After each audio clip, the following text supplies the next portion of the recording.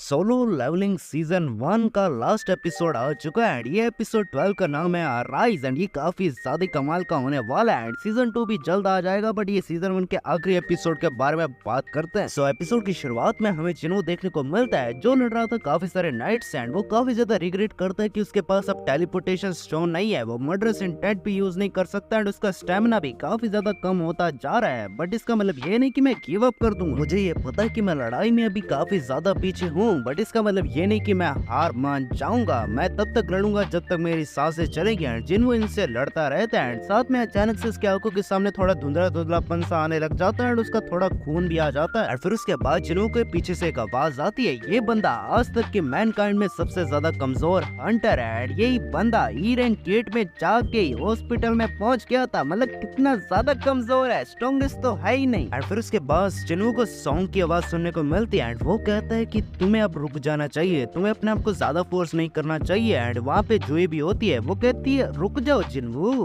तब तक मैं तुम्हें हील करती रहूंगी। और अगर तुम सोच रहे हो कि ये क्या चल रहा है, तो जिन्हू बेसिकली अपने पास्ट की कुछ मेमोरीज उसे याद आ रही है। तभी पीछे से एक आवाज भी आती है कि तुम्हें वही मिल रहा है जो तुम डिजर्व करते हो। एंड वो कोई और नहीं होता है, संग जिन्हू खुद होता है। वो कहते हैं कि ये सब तुम्हारी गलती है, तुम कितने ज्यादा स्ट्रॉन्ग हो चुके थे, बट तुम्हें यहाँ पे पंगे लेने की क्या जरूरत थी? क्या तुम्हारे लिए इतना काफी नहीं था? क्या तुम अपनी चैन से जिंदगी जी नहीं सकते थे? और फिर इसके बाद सीन बदलता है जहाँ पे हमें हंटर एसोसिएशन के हेड देखने को मिलते हैं। उनके सामने होती है जेजू आइलैंड की फाइल। अगर तुम्हें याद हो तो पिछले एपिसोड में मास्टर चोय अपनी टीम को लेके जेजू आइलैंड में गए थे एंड ये काफी बड़ा रिस्क लेके गए थे वो। एंड इसी चीज को देख के हेड बोलता है अफसोस मैं वहाँ पे जा नहीं पाया, शायद अब मेरी इतनी उम्र हो चुकी है कि मेरे कॉम्बैट्स इतने ज्यादा कमाल के अब बचे नहीं है। साथ में तुम्हारा क्या वो जिनचुल, तुम आखिर क्यों नहीं गए? और फिर वो जिनचुल रिप्लाई करता है सर मैं भी पैरामीटर सिक्योरिटी पे हूँ और मेरा कॉन्ट्रैक्ट मुझे लागू नहीं करता कि मैं इसे छोड़ के कहीं और जाऊँ। एंड यहाँ पे हेड करता है कि उस जगह पे काफी सारे लोगों ने अपनी जानें गंवाई हैं, जो वहाँ से वापिस आए उनका दिमाग हिल चुका है। और फिर हेड एक और चीज कहता है कि उस चीज को अगर कोई भूलना भी चाहे तो उनके चेहरे पे ये जो स्कार्स हैं उन्हें वो भूलने नहीं देते हैं। बाय द वे तुमने नोटिस किया कि इस बंदे की भी सिर पे काफी सारे स्कार्स बने हुए हैं, तो इसका मतलब ये भी जेजू आइलैंड गया था क्या? और यही दूसरी तरफ हमें जिन्हों दोबारा से देखने को मिलता है। वो कहता है कि क्या ये चेहरा मेरा है? मैं तो अपने आप को पहचान ही नहीं पा रहा हूँ। एंड यहाँ पे छोटा वाला जिन्हों बोलता है तुम कैसे पहचान पाओगे, तुम काफी ज्यादा स्ट्रॉन्ग हो चुके हो, तुम्हारी बॉडी बन चुकी है, काफी ज्यादा लंबे हो चुके हो। पर इतना ज्यादा स्ट्रॉन्ग हो जाने के बाद एक चीज बिल्कुल नहीं बदली कि तुम अभी भी अंदर से एक कमजोर इंसान हो। तुम भले ई रैंक से हंटर से काफी ज्यादा स्ट्रॉन्ग हो चुके हो, बट अभी भी तुम सपने की दुनिया जी रहे। और फिर एक नाइट आता है जो जिन्हों को अचानक से पटक देता है जमीन के अंदर एंड उसके चारों तरफ खून ही खून हो जाता है। वो उसे मारने वाला होता है। तभी जिन्हों को याद आता है कि ये चीज तो पहले भी हो चुकी है डबल डंजन के टाइम पे।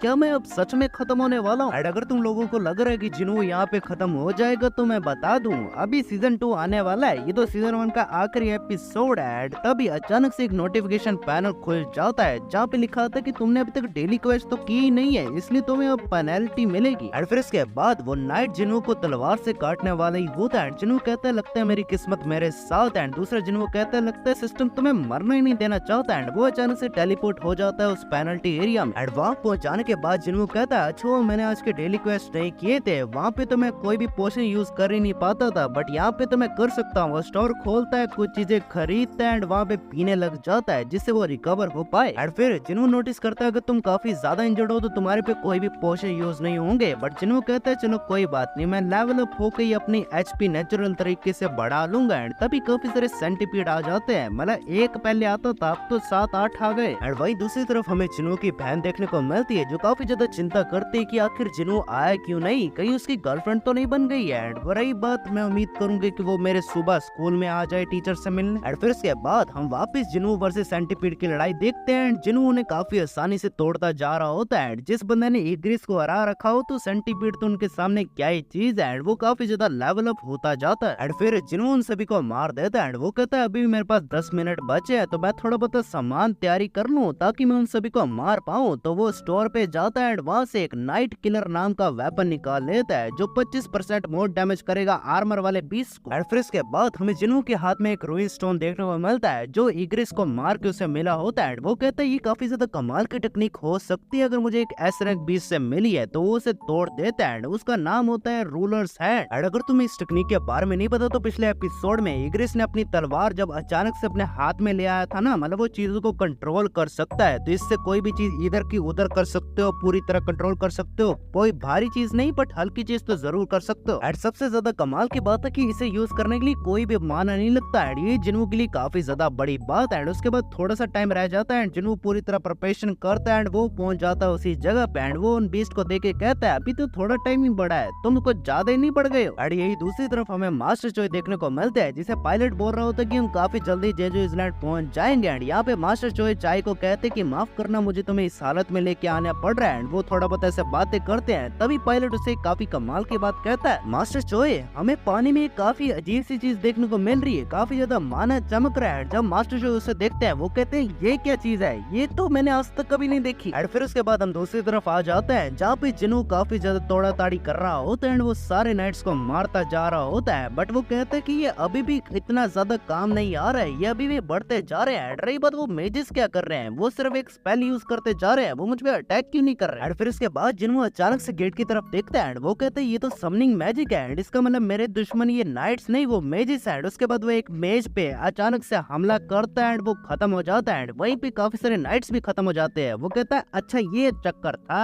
और फिर जिन्हों को समझ आ जाता है कि अगर मुझे जीतना है तो इन सभी को हरा के लेवल अप होना पड़ेगा। फिर जिन्हों हवा में जाता है तभी उसे पता लग जाता है कि ऐसे 5 और बचे हैं, वो एक को खत्म भी कर देता है। फिर उसके बाद जिन्हों पूरी तरह गुस्से में होता है, वो सारे नाइट्स को तोड़ता जाता है जो भी उसके रास्ते में आ जाते हैं। वो एक मेज को कहता है कि तुम कब तक ही छुप लोगे। वो फिर इग्रिस की स्किल यूज करके उसे अपने पास बुलाता है, उसे वहीं पे खत्म कर देता है। एंड देन वो तीनों मेजेस सोच लेते हैं कि हमें मिलकर काम करना पड़ेगा, नहीं तो मर जाएंगे। एंड वो अचानक से एक गोलम समन कर लेते हैं, जिससे जिन्हों का थोड़ा ध्यान भटक पाए एंड वो काफी सारी और चीजें समन कर ले। अगर तुम लोग सोच रहे हो कि अब जिन्हों का क्या होगा, तो जिन्हों काफी ज्यादा दिमाग वाला है। वो तीनों जो एक साथ काम कर रहे थे ना, वो इन तीनों के पीछे आ जाता है और इन तीनों को खत्म कर देता है। बट वो गोलम को देखता है, वो कहता है वो तीनों तक खत्म हो गए, तुम अभी तक जिंदा क्यों है। वो गुस्से में आके उसे भी खत्म कर देता है। और ये सारी चीजें देखने में काफी ज्यादा कूल लगती है। वो सारे के सारे वहाँ पे जितने भी मॉन्स्टर होते हैं उन्हें खत्म भी कर देता है। तभी एक नोटिफिकेशन पैनल आ जाता है कि तुमने जॉब चेंज क्वेस्ट खत्म कर दिया। और जिन्हों कहते हैं कि ये क्वेस्ट तो मैंने खत्म कर दिया, अब क्या मेरा लेवल अप कोई एडवांस तरीके से होगा क्या, मुझे कैसी पावर्स मिलेंगी। तभी एक नोटिफिकेशन पैनल आता है कि प्लेयर जहाँ भी जाएगा एंजल ऑफ डेथ उसे फॉलो करेगा।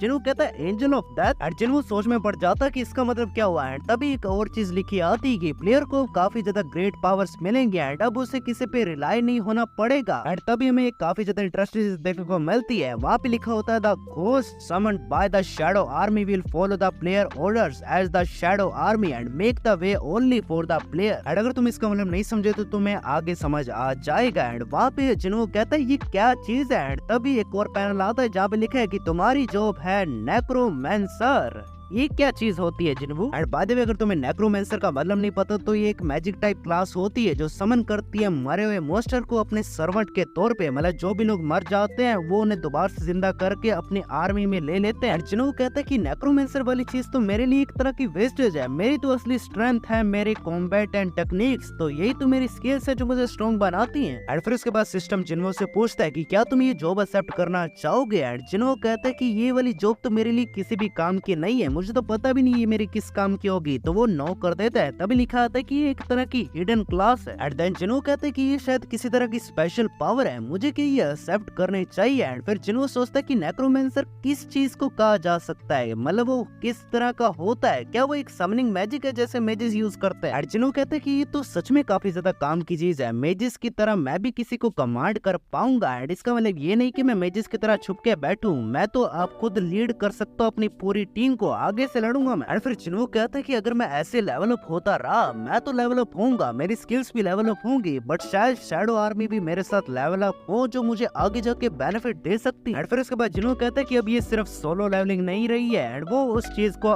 एक्सेप्ट कर लेता है। वहीं दूसरी तरफ हमें वो जिनचूल एंड उसका हेड देखने को मिलता है जो थोड़ी बहुत चाय वगैरह पी रहे होते हैं। एंड वहीं दूसरी तरफ जिन्हों के अंदर एक काफी ज्यादा कमाल की पावर जाग रही होती है, उसे काफी सारे बोनस पॉइंट मिल रहे होते हैं जितने भी उसने अभी तक मोस्टर राय है उसे काफी सारा लेवल अप मिलता ही जा रहा होता है, काफी सारी डार्क पावर उसके आसपास होती है एंड फिर वो सारी डार्क पावर जिन्हों के अंदर चले जाती है। जिन्हों के अंदर एक अलग सा ही ऑरा देखने को मिल रहा था, उसके आसपास पूरी तरह डार्क हो रहा था जिससे वो काफी ज्यादा स्ट्रॉन्ग वैसे ही लग रहा है। एंड देन अचानक से जिन्हों की जॉब चेंज हो जाती है नेक्रोमेंसर से शैडो मोनार्क। एंड अगर तुम्हें शैडो मोनार्क के बारे में नहीं पता तो मैंने हिस्ट्री पे वीडियो बना रखी है, डिस्क्रिप्शन में लिंक दे दूंगा और वो देख लेना भाई। और जिन्हों ये सारी चीजें देख के काफी ज्यादा शौक होता है एंड साइड में उसे वो जो सारी चीजें उसने डिस्ट्रॉय की, इतना सारे बीस्ट उसके अंदर से कोई डार्क सी पावर उसे देखने को मिल रही थी एंड वो कहती है इनके अंदर आवाजें क्यों आ रही हैं। एंड तभी उसे लिखा आता है कि शैडो एक्सट्रैक्शन के लिए एक वर्ड चुनो एंड वो सोचता है कि कौन सा वर्ड रखूं एंड वो कहता है अराइज। एंड तभी हमें वो सारे बीस्ट जो भी वहाँ पे होते हैं वो सारे जाग जाते हैं। एंड देन जैसे कि मैंने कहा कि वो सारे जाग जाते हैं एंड भाई साहब वो पूरी तरह ट्रांसफॉर्म हो चुके थे, मतलब वो नॉर्मल नाइट्स तो रहे नहीं, उनके अंदर काफी ज्यादा डार्क पावर आ चुकी है एंड वो इस बार जाग गया है जिन्हों के लिए उसके शैडो आर्मी का पार्ट बन चुके हैं। एंड फिर इसके बाद उसके सामने दो चीजें आती है, shadow extraction and shadow storage. And shadow extraction के अंदर बेसिकली उसे 3 चांसेस मिलेंगे, अगर वो सामने वाले को मंजूर करवा पाता है अपनी टीम के अंदर ज्वाइन करवाने के लिए तो वो उसकी टीम के अंदर आ जाएंगे। एंड बाय द वे ये स्किल को यूज करने के लिए काफी ज्यादा ही माना लगेगा एंड वहाँ पे जिन्हों सोचता है कि क्या मैं ए और एस रैंक की शैडोज को भी एक्सट्रैक्ट कर पाऊंगा। एंड तभी वो इग्रिस की तरफ देखता है एंड ये चीज करने से पहले जिन्हों 11 जिनों को निकाल देता है क्योंकि एक स्टोरेज की लिमिट होती है। उसके बाद इग्रिस के पास जाके वो अराइज बोलता है एंड कुछ ऐसा इफेक्ट सा देखने को मिलता है, बट इग्रिस वो उस चीज को रिजेक्ट कर देता है क्योंकि उसके पास काफी ज्यादा कमाल की पावर थी एंड इतना आसान नहीं है उसे काबू में करना। एंड अब सिर्फ उसके पास 2 चांसेस बचे थे एंड वो अराइज बोलता है, बट इस बार भी इग्रिस उसे रिजेक्ट कर देता है। क्या वो इग्रिस को काबू में कर पाएगा? एंड फिर उसके बाद जिन्हों कहता है कि तुम एक ऐसी गद्दी की रक्षा कर रहे हो जिसका राजा अब शायद कभी वापस नहीं आएगा, तुम एक काफी ज्यादा कमाल के वॉरियर हो, तुमने काफी कुछ पाया है, तुम काफी ज्यादा स्ट्रॉन्ग हो, बट तुम्हारा ये टैलेंट ऐसे वेस्ट तो नहीं होना चाहिए, तुम्हें मेरे साथ काम करना चाहिए, तुम्हारी स्वॉर्ड मेरे काम आएगी। एंड इग्रिस उसकी रक्षा करने से अच्छा जो कभी नहीं आएगा मेरी रक्षा करो। एंड वो अराइज बोल देता है एंड अपना इग्रिस इस बार एक्सेप्ट कर लेता है। एंड भाई साहब क्या कूल लगता है भाई वो सारा एनिमेशन। एंड उस टाइम पे हेड भी कुछ बोल रहा होता है एंड उस टाइम पे हेड भी बोल रहा होता है कि हर सुबह एक नई अवेकनिंग हमें देखने को मिलती है, हंटर्स का काम ही यही है कि वो हर दिन मेहनत करें और स्ट्रॉन्ग बनते जाए, अपनी स्किल डेवलप करते रहे। एंड वहाँ पे जिन्हों के लिए ऑप्शन आती है कि वो इग्रिस का कोई नाम रख सके एंड वो कहते हैं इसका नाम काफी ज्यादा बड़ा है इसलिए मैं नॉर्मली इग्रिस ही रखूंगा। एंड भाई जो वो काफी ज्यादा ही कूल लगता है भाई इग्रिस अपनी शैडो फॉर्म में। एंड फिर उसके बाद इग्रिस एंड जो बाकी सारे नाइट है वो उसके सामने झुक जाते हैं एंड उसे पूरी तरह राजा वाली फीलिंग आती है एंड वो कहता है अब तुम मेरे साथ। एंड यहीं पे एपिसोड खत्म हो जाता है। एंड बाकी अगर तुम्हें मेरा एपिसोड ये वाला देखना है तो भैया